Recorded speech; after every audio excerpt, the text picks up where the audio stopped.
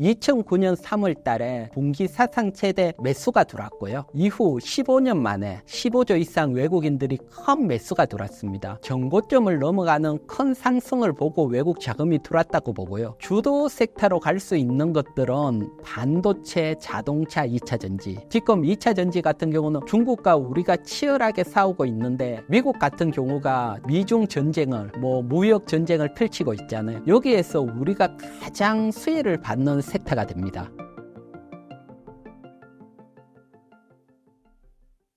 네, 저는 대한민국이 가장 어려울 때 1998년 IMF 때 기업 평가하는 일로부터 해서 지금 25년 금융시장에 있어온 이희건 대표입니다. 대표님, 최근 주식시장 분위기가 금리 인하, 중동 리스크, 환율 등 여러 가지 요인으로 혼란스럽습니다. 어떻게 보고 계신가요? 네, 지금 당장 여러분들이 보시면 중동 전쟁이라든가 고환율, 거기에다가 검투세, 다양한 악재들이 있어가 어려우실 겁니다. 하지만 시장 자체 밑바닥에는 큰 대세 상승이라는 게 흐르고 있고요. 그리고 지금 가장 박스권 하단으로 보이고요. 그래서 제가 오늘 전반적으로 어떻게 여러분들이 대응을 해야 되고 또 시황이 어떤지 자세히 한번 설명을 드릴게요. 지금 가장 중요한 것은 뭐니 해도 이란하고 이스라엘 중동 전쟁입니다. 그래서 사실 이런 전쟁이 나면 전쟁이 끝났다 안 끝났다가 중요한 게 아니고 전쟁이 계속해서 긴장 고조로 가는지 긴장이 완화되는지 사실 주식시장, 금융시장은 여기에서 정말 민감하게 반응을 하는데요. 지난주까지 사실 이란이 처음으로 이스라엘 본토 공격을 했을 때 이때가 중동 전쟁에 있어서 긴장은 가장 고조가 되는 시점으로 보입니다. 그래서 지난주 여러분들이 보시면 환율이 1,400원까지도 가고요. 하지만 이후 안정을 찾고 유가도 보시면 사실 안정을 찾아가고 있거든요. 그래서 긴장 완화가 이 상태로 조금씩 약화가 된다면 시장은 3월 고점을 넘어갈 겁니다. 3월 고점을 넘어가지만 계속해서 강하게 가는 게 아니고 이후 금리 인하가 밀리면서 또 한 번 조정이 나오고 그래서 사실 올해는 고점은 조금씩 높이고 저점은 거의 비슷한 박스권 형태, 점진적인 박스권 형태가 될 겁니다. 그래서 먼저 환율 차트를 한번 볼게요. 4월 16일 긴장 고조가 최대로 됐을 때 1,400원이 갔고요.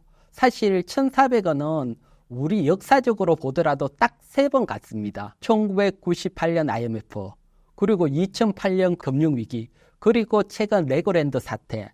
그만큼 고환율 위치입니다. 따라서 이런 높은 환율에서 오래 있지는 않고요.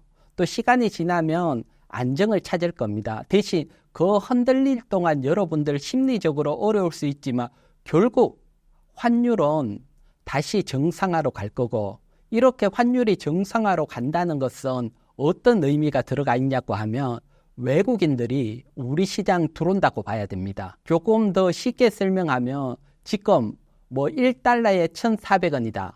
그건 외국인들이 우리 시장 들어올 때 1달러를 내고 1,400원을 받아서 들어옵니다. 그리고 시장이 안정화가 되고 원화가 강세로 가서 1달러에 1,000원이 됐다. 가정을 하면 이제 나갈 때는 외국인들이 1,000원을 내고 1달러를 받아서 나가지요. 환율에서만 40% 수익이 납니다. 따라서 이런 고환율에서는 언제든 긴장이 조금만 완화되면 외국인들이 들어오면서 시장은 다시 반등이 나올 거니까요. 너무 어려워하실 필요 없이 환율이 고환율이다. 이건 외국인들이 들어올 수 있는 기회다 생각을 하시면 되실 거고요.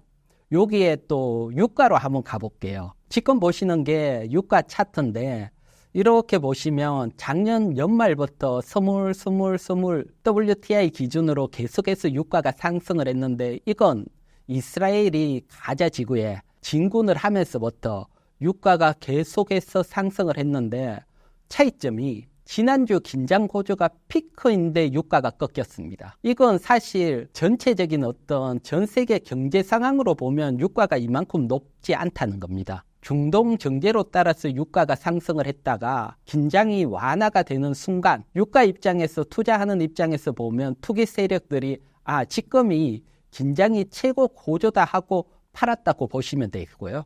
그렇다면 유가 또한 점점 하락을 하면서 한 70불에서 60불 안정을 찾아간다는 거죠. 유가가 안정을 찾아간다는 것은 소비자 물가도 유가 따라 안정을 찾아간다는 겁니다. 그래서 물가가 안정이 된다는 것은 미국 금리 인하 시점이 빨라질 수 있죠. 그래서 유가가 안정이 되면 소비자 물가가 안정이 되고 결국 미국 금리 인하 모멘텀이 나오면서 시장은 상승을 할 수 있고요. 전체적으로 보면 지금 시장에서 사실 키포인트는 중동 전쟁입니다. 앞에서도 설명을 해왔지만 이스라엘하고 이란 전면전이 일어날 수는 없습니다. 서로가 국경을 마주하는 것도 아니고 또 이스라엘은 조금 전면전을 하더라도 공중전을 펼쳐야 되는데 미국 도움이 필요한데 미국은 11월 달에 또 대선이 있으니까요. 전면전이 일어나지 않는다고 보면 지난주가 긴장 가장 큰 고조라고 그러면 앞에서 보듯이 환율이라든가 유가가 안정을 찾는다. 그러면 당연히 주식시장도 바닥을 잡고 반등이 나올 수 있는 시점이다. 또 주식시장 여러분들이 코스닥 일봉 차트에 뭐 보조지표 RSI라든가 보시면 워낙 과매도권입니다. 단기에 하락을 했기 때문에. 그렇다면 다시 항상 과매도권에서는 3월 고점, 정고점으로 반등이 나왔으니까요. 지금 시장이 흔들린다면 여러분들은 뭐 긴장 고조가 완화되는 걸 보고 매수로 접근을 하시는 게 그래도 시간이 지나면 유리할 걸로 보여지고요. 그래서 너무 걱정을 할 필요는 없어 보입니다. 그래서 뭐 걱정할 필요 없다는 게 뭐 유가가 안정을 보여드렸지만 미국 3월 소비자 물가로도 한번 가볼게요. 사실 3월 소비자 물가가 높게 나오면서 미국 금리 인하 시점이 밀렸잖아요. 그래서 여러분들이 걱정을 하는데 사실 3월 소비자 물가에서 가장 크게 상승할 부분이 에너지 부분입니다. 3월 소비자 물가 전반적으로 보면 에너지 물가가 지난달에 마이너스 1.90%에서 3월 달에 2.12%로 확 움직이면서 전반적인 물가가 상승을 했습니다. 그래서 컨트롤에서 제가 3월 소비자 물가뿐만 아니고 미국 소비자 물가를 준비를 했는데요. 차트를 보면 2022년 6월 달에 9.1%로 미국 소비자 물가가 정말 높았고요. 유럽뿐만 아니고 다 높았죠. 그리고 1년 뒤인 2023년 6월 달에 미국이 3.0%까지 안정을 찾았습니다. 1년 만에. 그리고 난 뒤에 이때 시간이 더 가고 연말에 뭐 제롬 파월 연준 의장이 이제 금리 인하하겠다. 물가를 안정이 찾았으니까 얘기를 했지만 문제는 그 이후부터 물가가 계속 들썩들썩하면서 더 하락을 하지 않고 불안한 모습을 보이고 있죠. 이런 모습 속에서 사실은 뭐 JP 모건, 뭐 제이미 다이먼 회장 같은 경우는 물가가 상승하면서 미국 금리 8%까지 갈 수 있다. 그리고 일각에서는 또 금리 인상을 해야 된다는 얘기들이 막 나오고 있습니다. 이것은 저희가 경험해보지 못한 1970년도에 고물가를 경험해본 사람들을 입에서 나오는 거고요. 그래서 그때 당시 고물가하고 지금 물가하고 어떤 차이점이 있는지 한번 겹쳐서 한번 보면 왜 이런 얘기들이 나오는지 알 수 있으실 겁니다. 지금 보시는 그래프 중에 노란색은 1970년도 그래프고요. 그리고 파란색은 현재 2000년도 물가 그래프입니다. 보시면 강하게 상승을 했다가 조정을 받은 위치, 현재 위치는 비슷하지요. 하지만 1970년도에는 정말 연준 의원들이 정말 안일하게 대응하면서 물가가 15%까지 더 튀어버렸어요. 물가가 15%확 튀었으니까 금리도 확 높였겠죠. 그래서 이런 걸 경험을 해봤기 때문에 인상을 해야 된다 일각의 얘기가 나오지만 그때하고 지금 연준의 대응법은 전혀 다릅니다. 지금 연준은 벌써 금리를 높게 올리고 하이어 포런 거, 높은 금리를 계속 유지하겠다 얘기가 나오고 있죠. 그만큼 금리 인하에 신중하다는 겁니다. 여기에서 또 하나가 좋은 건 유럽 쪽을 보면 벌써 물가는 2%대로 안정을 찾았어요. 그래서 유럽이 안정을 찾았고 미국 연준 의원들이 또 강도 있게 보고 있다. 그러면 1970년도처럼 물가가 확 튀기보다는 안정을 찾고 결국은 금리 인하 쪽으로 갈 겁니다. 하지만 지금 설명드렸듯이 금리 인하가 쉽지는 않잖아요. 중동 문제도 있고 그리고 유가도 아직은 높은 편이고 또 과거 70년대 경험도 있고 그렇기 때문에 연준 의원들이 신중하게 금리 인하를 할 겁니다. 여기에다가 또 미국 같은 경우는 11월 달에 대선까지 있기 때문에 사실 대선 전에는 뭐 금리를 인하하거나 인상하거나 잘 하지는 않아요. 자칫하면 대선 개입에 또 삐칠 수가 있기 때문에 신중하게 하는 그런 측면들이 있고요. 그러면 미국 금리가 오래 유지가 된다. 말 그대로 하이어 포 롱그가 갈 수 있다. 지금 미국 금리 상황을 한번 보도록 할게요. 지금 미국 금리 보면 2023년 7월 달에 5.5%고 그리고 쭉 유지가 돼 있고요. 또 그 앞쪽으로 보면 2006년도에 한번 가파르게 금리 인상을 하고 오랫동안 유지를 했는데 이때 한 1년 3개월 유지를 했습니다. 이때도 지금보다는 위기가 덜했지만 1년 3개월 유지를 했다. 그러면 말 그대로 하이어 포 롱그면 직전보다는 또 더 유지가 될 수 있다. 그리고 11월 달에 미국 대선이 있다. 그러면 제가 예상하기에는 빠르면 미국 금리 인하가 12월, 그게 아니면 내년으로 넘어간다. 대신 한동안 안 하고 오래 유지했다는 것들은 높은 금리의 기업들이 또 경기에 힘이 붙일 수 있기 때문에 한번 인하를 하게 되면 좀 가파르게 할 수 있습니다. 지금 미국 금리 쪽 보시면 항상 인하할 때는 좀 가파르게 인하가 됐거든요. 그래서 한 번 인하만 되면 가파르게 인하될 수 있다는 기대감도 있기 때문에 우리 시장뿐만 아니고 전체 글로벌 시장이 다시 한번 강한 상승이 나올 수 있고요. 그래서 지금 전체적으로 여러분들에게 이런 미국 금리 인하를 타고 강한 상승, 이런 큰 상승이 남아있거든요. 이게 미국 금리 인하가 사실은 뭐 올해 초만 하더라도 여러 번 일어나면서 바로 올해부터 대세 상승이 나올 거라는 기대감이 컸지만 뜻하지 않는 중동 전쟁이 커지고 또 물가가 잘 안 잡히면서 이렇게 대세 상승이 조금 밀렸다 생각을 하면 됩니다.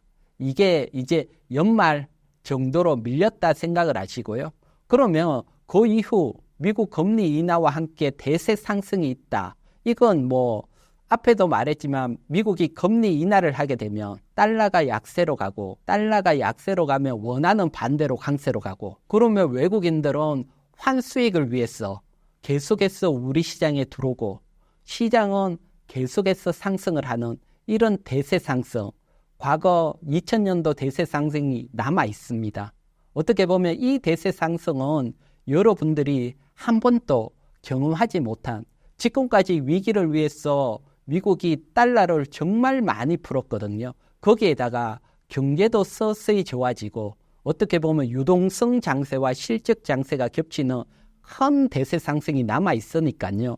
올해만 박스권을 잘 견디시면 주식을 통해서 부를 축소할 수 있는 충분한 기회가 있다 설명을 드릴게요. 뭐 제가 앞에 2000년도 대세 상승 설명을 드렸는데 그때 대세 상승이 어떻게 일어났는지 한번 보도록 할게요. 원화 차트입니다. 여러분들이 원화 차트를 길게 해서 이렇게 보는 기회들은 별로 없었을 건데 원화 차트를 길게 해서 보면 사실 1400원 넘어가는 위치가 IMF 금융위기 레고랜드 이후에는 원화가 강세로 가면서 대세 상승이 나왔고요. 그리고 지금 위치는 2000년도 한번 반등이 나오고 흔들리는 그런 위치로 보여지고요. 그래서 이때는 한 3년 정도 원화가 강세로 가면서 큰 대세 상승이 나왔고요. 그러면 지금도 한 3년 정도 미국이 금리 인하 시점부터 한 3년 정도 강세로 가면서 큰 대세 상승이 남아 있습니다. 그리고 제가 여기서 여러분들에게 하나 팁을 드리자면 사실 미국 채권에 투자하시는 분들도 많은데 제 경험으로는 미국 채권은 우리 환율이 1000원 이하로 왔을 때 투자했을 때 큰 효과가 나왔고요.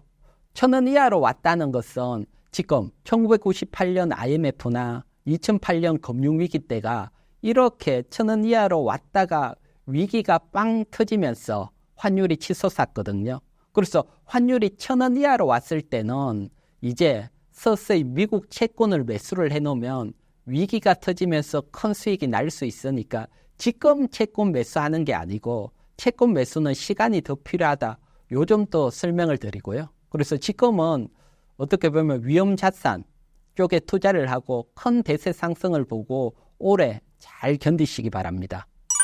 그렇다면 대세 상승장이 왔을 때 주도주를 파악하기 위해서는 어떤 섹터를 보는 것이 좋을까요?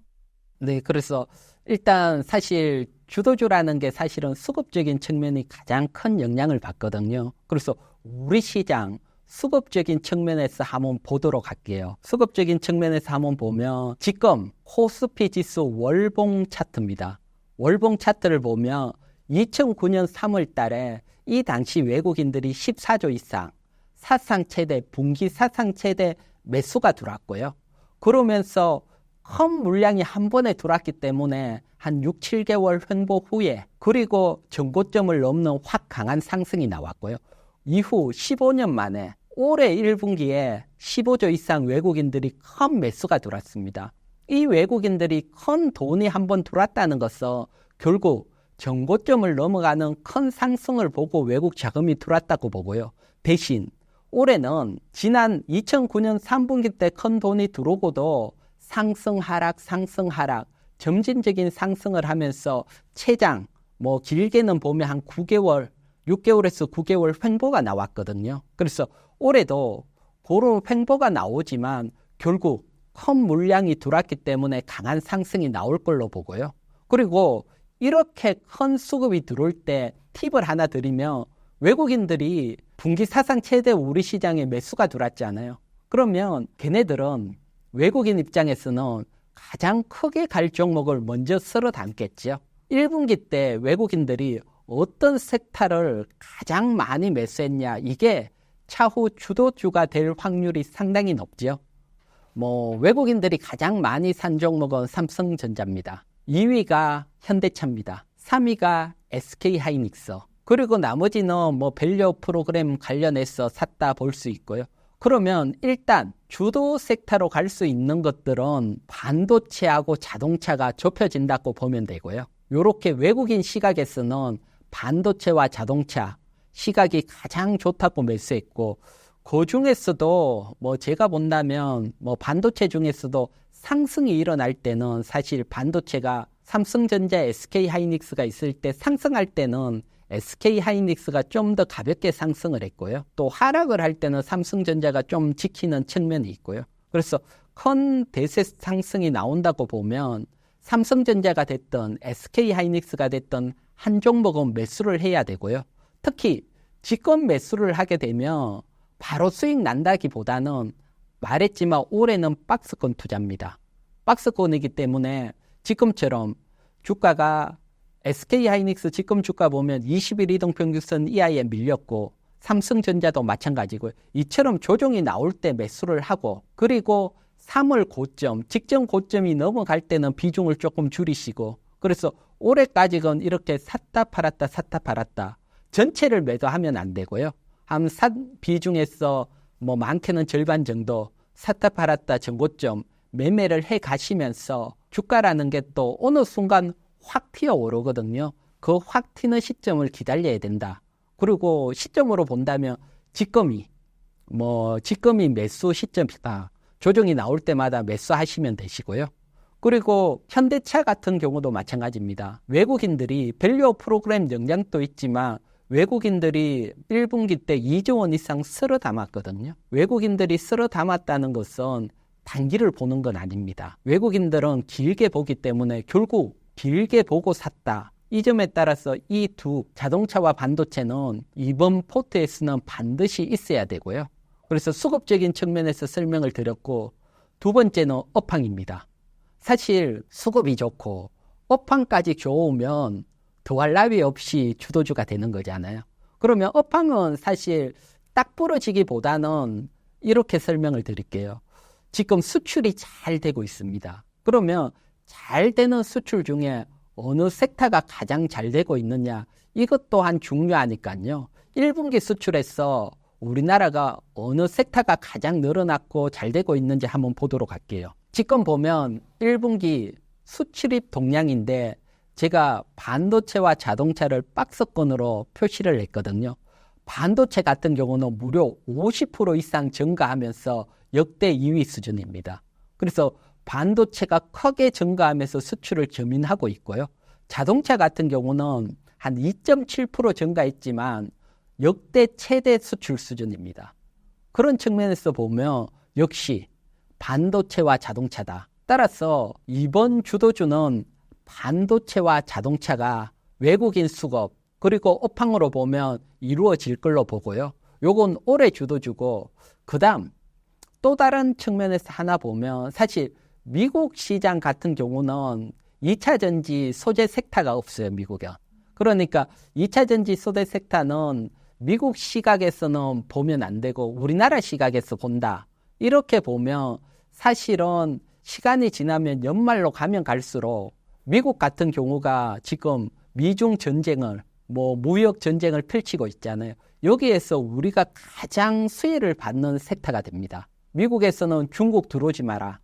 지금 2차 전지 같은 경우는 중국과 우리가 치열하게 싸우고 있는데 아시아권에서는 중국이 장악을 했고, 북미는 미국이 막아주면서 우리가 장악을 했고, 유럽에서는 우리가 조금 앞서고 있고, 이런 치열한 시장에서 미국이 막아주고 있다. 그러면 미국 쪽에서 가장 수혜를 받으니까 요건 또 제가 뒤쪽에 설명을 드리지만 요건 당장은 아니지만 당장은 수출입 쪽에서 감소를 했지만 하반기 쪽에 유심히 봐야 되고요. 그래서 총 섹터적으로 본다면 반도체, 자동차, 2차 전지 요 섹터고, 지금 당장은 반도체와 자동차 조정 시 매수가 가능하고 2차 전지는 연말 뒤에 관심을 가지자, 요렇게 설명을 드릴게요.